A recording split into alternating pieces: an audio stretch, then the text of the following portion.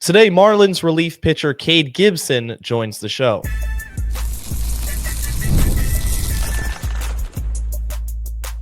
You are Locked On Marlins, your daily podcast on the Miami Marlins. Part of the Locked On Podcast Network, your team every day. Welcome into Locked On Marlins. I'm your host, Jeremiah Geiger. I'm a diehard Marlins fan, and I've podcasted about the team for the last 4 seasons. You can find me on Twitter at Jeremiah Geiger too, and thank you for making Locked On Marlins your first listen of the day. Part of the Locked On Podcast Network, which is your team every day. Make sure you subscribe to the YouTube channel or wherever you get your podcasts. And remember, today's episode is brought to you by FanDuel. Right now, new customers can bet just $5. And if your bet wins, you'll get $300 in bonus bets to use across the app. Download the app today. And joining me on today's show is Cade Gibson, relief pitcher for the Miami Marlins. Cade, welcome into the program. Thanks, man. I appreciate you having me. Absolutely. Excited to get into this one. A lot to talk about. And in this opening segment, what I kind of wanted to get into was your background in the sport of baseball, specifically in high school and your recruitment process, because for the audience, for those who don't know, you had somewhat a unique journey to the major leagues, to professional baseball. So walk me through that. How was the recruitment process? Were you highly touted out of high school? How'd that all go? Yeah, went to Ruston High School, 5A school in North Louisiana, and I was not highly touted. That is for sure. Went on one visit to NAIA school, and that was about it. And went to LSU Shreveport, and pretty much, I loved baseball, but it wasn't like I was, in love with everything that came with it, like the process and, just figuring out ways to get better. And, I like the thought of being good, but I didn't, I wasn't in love with the process of doing that. And so, so I went to LSU Shreveport for 2 years. My sophomore year, I was kind of like, man, I really, I don't think I fit in here, and I know I can play D1, and I want to try to do that. And so then that's when kind of the switch flipped, I guess. Really committed to training that summer, going into my junior year, and I just left LSU Shreveport. Like, I didn't have a place to go. And so trained in East Texas and for that summer. Through my dad found a Louisiana Tech showcase camp that was for high school seniors and through sophomores in junior college. And I didn't go to junior college, but I found my way in that camp. And all of a sudden, through training and all that, I was, throwing lower 90s in a bullpen. And Coach Burroughs, I was fortunate enough for him to give me a chance, to play. And so went to Louisiana Tech. Back then, when I transferred, you could not play right away. And so I had to sit out a year. And then the next year was the COVID year, and I had Tommy John leading into that year. So, and then I played 2 years in 21 and 22, but wasn't very good at all. Just kind of, figured it out, and worked really hard at being able to pitch, and because I've never thrown hard at all, and so found ways to get better and focus on the pitching side of it, and getting guys out early. And so that's really, how this came about. But I just think I had, a couple good games in front of the right people, and that's how I got my shot. So, but that's about it. So when you were in the process of going to Louisiana Tech after a couple of years at NAIA, there was really no interest other than Louisiana Tech. There wasn't any powerhouse colleges, a Tennessee of the world, a Vanderbilt. Were those schools contacting you, or was it just because of that camp? No, dude, I was terrible at NAIA, terrible. And when I say bad, like it was rough. just kind of always could spin it. Like the breaking ball is always, my dad gave me a grip when I was 14, and I've literally been throwing it ever since. And so, Wow. um, so kind of had a knack for spinning it, I guess you could say. Now it's obviously gotten better as the years have gone on, but um, no, man, I threw the first pitch out at a Tech baseball game for my ninth birthday, I think, and I've loved Ruston. I'm from there. I've loved it. Growing up, and just kind of wanted to see if I could go back home. Like I've always wanted to play at Tech because the coaching staff's always been good. Burroughs is amazing, and so it was kind of my dream school, I guess. And I never even heard from a Power Five, college. So, and didn't deserve to either. Let's not get that twisted. So, I thought I could pitch at Tech and wanted to pitch D1 because, you want those opportunities in front of scouts and bigger teams. And so I'm just glad I got the opportunity to pitch there. So, And were you a starting pitcher during your time at Tech for the majority of the time? yeah, let's see. My junior year in 21, I started out of the pen, and then I was our midweek starter. Uh, and then same thing, kind of senior year, but a little less out of the pen the first part of the year.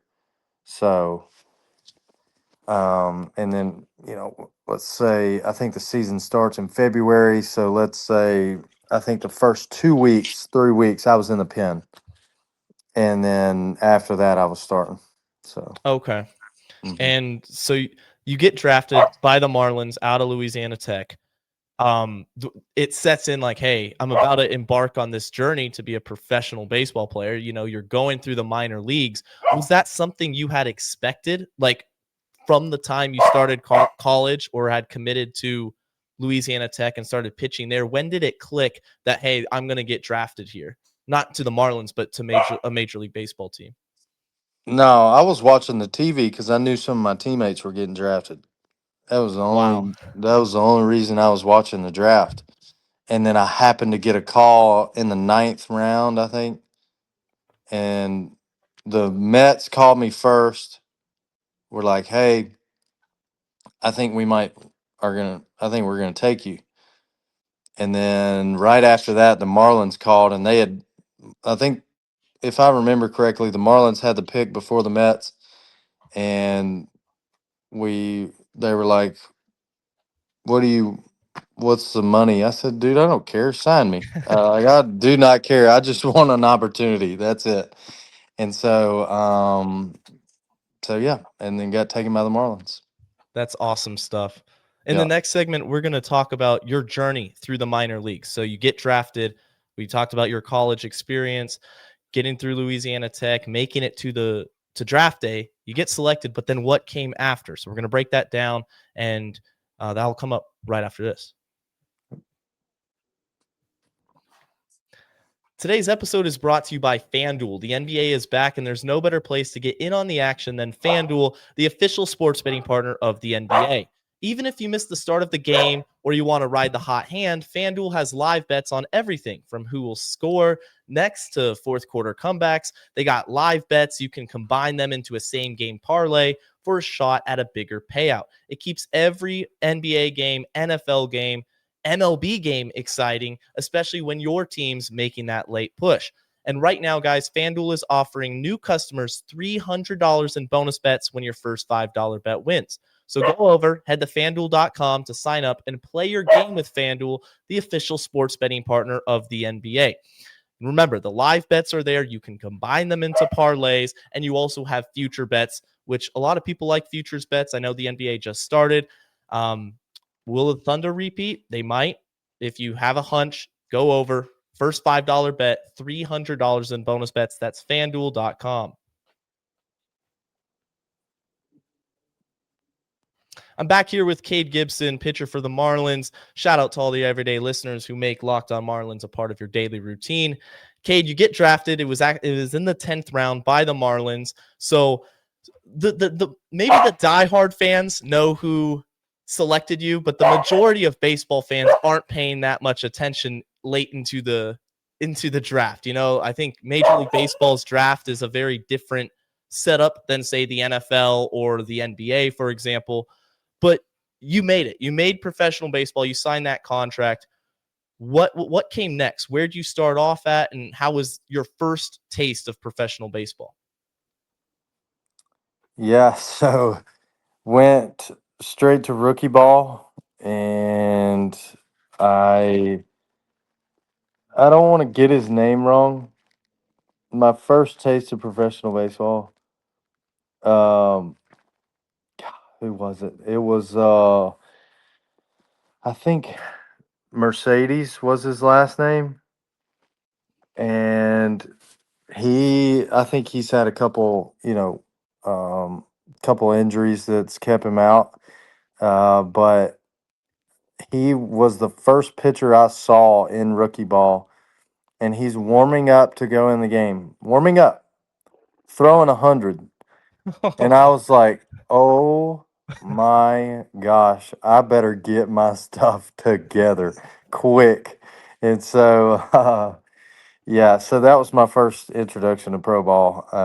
And then, because in rookie ball and low A, like, well, not low A, but rookie ball, you got to go to the field early in the morning.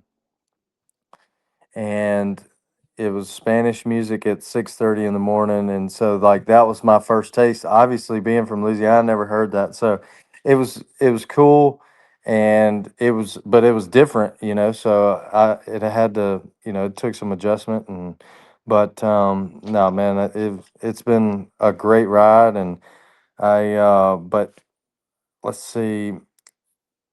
Rookie ball, I played a little bit in low A to end the 22 season. That's right. I forgot about that. With Jupiter. With Jupiter, yes. Okay. And so, um, you know, my days go together, so it's hard to remember. But in the year in 22, my draft year in low A, pitched well, and then come back in 23, start with Jupiter again, in the year in high A, and then last year started in high, went to ended the year in double A. So That's incredible. Oh, last season, I mean, you 25 obviously make your major league debut going from Jacksonville to Miami, but that 24 season, like you said, 3 levels where you're at, well, 2 levels, because yeah, you had Beloit and then Pensacola. So you right. really went almost 2 levels at a time if you look at it ever since your rookie season. What was the biggest challenge or hurdle you had to get over as a pitcher trying to make it to the major leagues? And also, what's the most fun you've had throughout professional baseball? Biggest adjustment I would probably say is, I mean, obviously you're always trying to throw harder, if you're in my shoes, because I don't throw very hard. So that's always a focus in the off season, right? But I think it was just like, putting on some size. Like when I came in, you can look at old video. Like I was a string bean when I came in. And so just, focusing on my body, making sure my body can hold up for 100. Now it's 162 plus, in the minors, it's 145 or whatever it is, 143 maybe. But like making sure your body can hold up for those, seasons, and because they're long, man. You get to August and you're like, all right, when am I going home? Like, Right. especially if you're not used to it, because coming from college, play 60 games, and then you go to pro ball and it's like, wow, these days are getting long come August.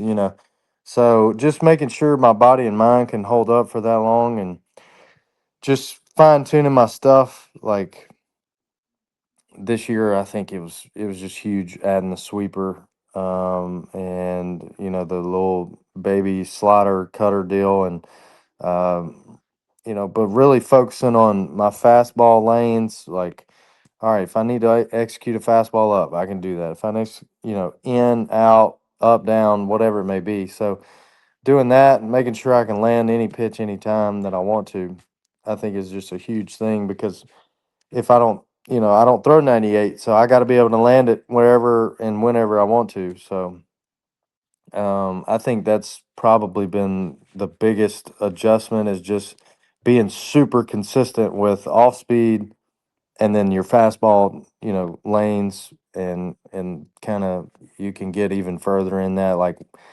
which counts and reading swings and stuff like that. So it's been kind of, brick by brick, but I think that's probably the biggest thing.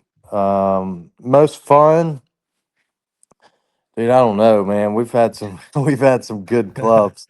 They in the club in Jupiter, we were, we're all older, came in together, got drafted together.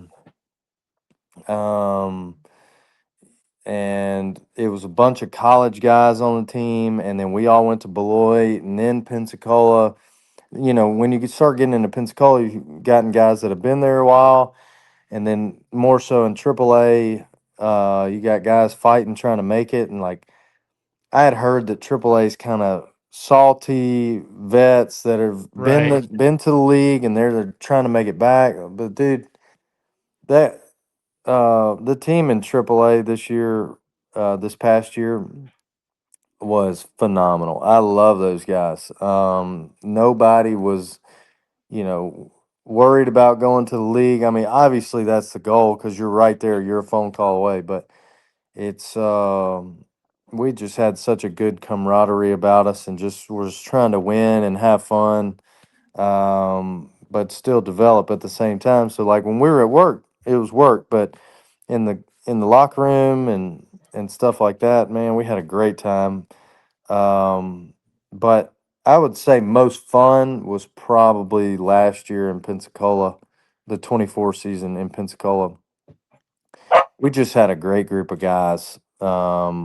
Because all of us that had come from Jupiter were up there together, and um, but it's close, man. It's close between, the Beloit team that I was on in 24 and the 24 Pensacola team for the most fun, just because the group of guys they were great. So Yeah, I was going to say this, just watching the Jumbo Shrimp this past year. I mean, there was a clear winning culture that you guys had. I mean, the guys were having fun. It seemed everybody was bought in, and they played obviously up to and won the national championship, which is something that I think is important, because it speaks volumes to how the organization, the Miami Marlins organization, top to bottom, is winning and buying in at every single level of the minor league. So it's super cool that you were a part of that. And obviously, the Jumbo Shrimp had a great season, but like you said, the goal, it's to make it to the big leagues. So coming up mhm. next, we're going to talk about your rookie season. You played a huge part in the Marlins 25 season, from getting the phone call to finishing out the year. That's coming up right after this.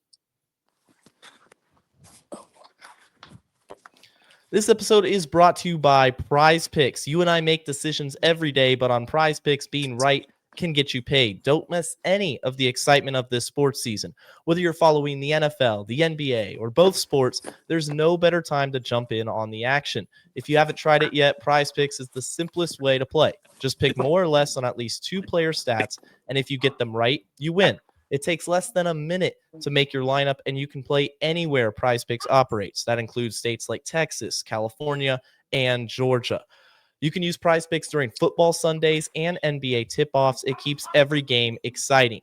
Whether you have a favorite player or a favorite team, let's say you're a Dolphins fan and you think Tua tonight, Thursday Night Football, is going to go over on the passing yards, why not put some money on that? See what happens. See if those predictions play out. And If your player leaves with an injury, the injury reboot will save your lineup from a loss. So download the PrizePicks app today. Use code LOCKEDONMLB. Get $50 in lineups after you play your first $5 lineup. That's code LOCKEDONMLB. $50 in lineups after your first $5 lineup. PrizePicks, it's good to be right. Back here, final segment with Cade Gibson. Now we get to the best part, I'm sure, of your baseball career, and that is making your major league debut with the Marlins, pitching a lot this season. You were one of two lefties throughout the majority of the pen, you and Josh Simpson. So you were called on a lot. But take me through the beginning, Cade. When you got that phone call, what was your reaction? I mean, what was it like knowing, hey, I'm about to be a big leaguer? Yeah, man, it was crazy. Got told in Memphis after I had just given up 4 out of the bullpen, but I had a career, my high of 93 or 95, sorry, 95.3, I think it was, and so I was excited about that, but at the same time, like I've never been one to like get into you know, the computer and be like, oh my gosh, what's my stuff doing? Like, if I'm getting outs, then I must be doing something right. So like, I needed to, improve on some stuff because my locations weren't there, and my, my spin wasn't quite getting to the same spots that it normally does, and so I got, I paid for it and gave up 4 and on a Wednesday, I think it was, and then on Saturday, I get told like, "Hey, you're going to Philadelphia to make your debut," and I was like, "Oh, okay." And so I think I called my wife, kind of tearing up, uh, just emotional, man. I feel like I had put a lot of work to get to that level, and it was really special though. My no None of my family could get flights like at all. I Really? think my wife's family had to drive to Memphis. They flew out on the same flight I did. There was 2 seats left or 3 seats left, and they got them on the plane from Memphis. And then my mom and stepdad flew to or drove to Birmingham and flew out of there.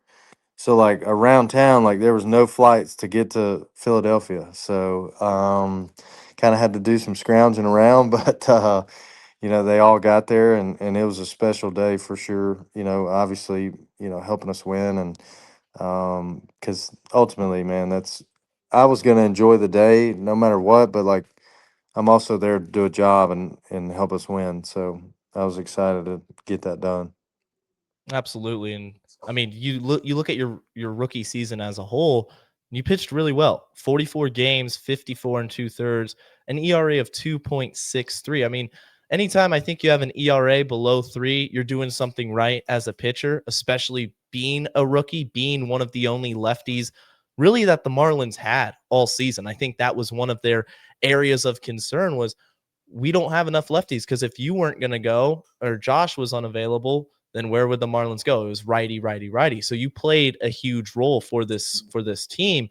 So my question about this rookie season, you go up to the Marlins and they're a very analytically driven team, especially, in the pitching department. They're always looking at the numbers and metrics, computers, how to improve essentially and develop their pitching. So you have a pretty deep arsenal when it comes to what you can throw. What did the Marlins work with you on, whether that's maybe in Jacksonville or when you reach the big league level, on your approach and your pick and your pitch mix? Did they make any tweaks, or was it just kind of, hey, Cade, go do your thing? No, I mean, well, it started when I showed up in spring training this past year. Everything felt great. Body was in a good spot, and they added a sweeper immediately because of my feel for the curveball, and so just kind of added that, and that took off, and it was in a good spot. And then we tweaked my changeup a little bit, Credit to Rob Marcello on that changeup grip, the AAA pitching coach. And so he tweaked that, and then it started taking off again. So I kind of, when I came into spring training, I kind of lost my changeup for whatever reason. I don't know. But we made that tweak, and then they added the sweeper. So that was basically it from an arsenal standpoint of, like, adding or taking away. And the four seam's never really been like that good.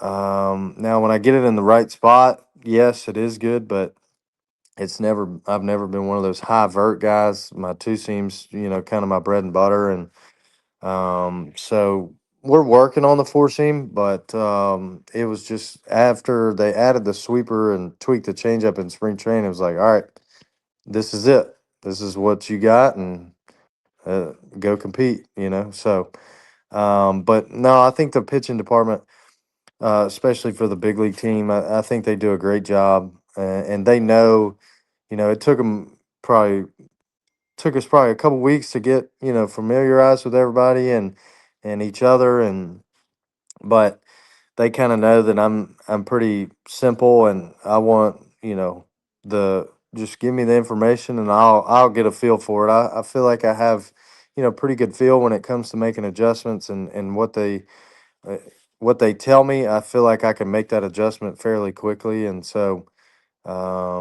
it's just kind of being simple in the approach to make the adjustment. But and then after that, just go, get as many outs as you can. So that was kind of the thing for my rookie year. Like, hey, go get as many outs as you can. Like, we're gonna be here to guide you, but that's I just go compete and do your thing. Do you have any specific goals this offseason that you're working on, you know, just baseball related in preparation for next season? Like, what's something you're trying to get better at or just really emphasize while you have this time off before spring training kicks up again? Yeah, I mean, I think the health is, always a goal. Last year, never really missed an outing. I was, I'd get sore, obviously, like everybody else, but it was, I think my body was in a really good spot to handle whatever role that I was in. And so that's always at the top of my list. Like, be healthy. If I'm healthy and I feel good, then I'll handle the rest, and figure out a way. Um, and so, but obviously, adding velo, continuing to try to crack that code, and um, but yeah, just making sure my shapes are there before, especially right before I go to spring training.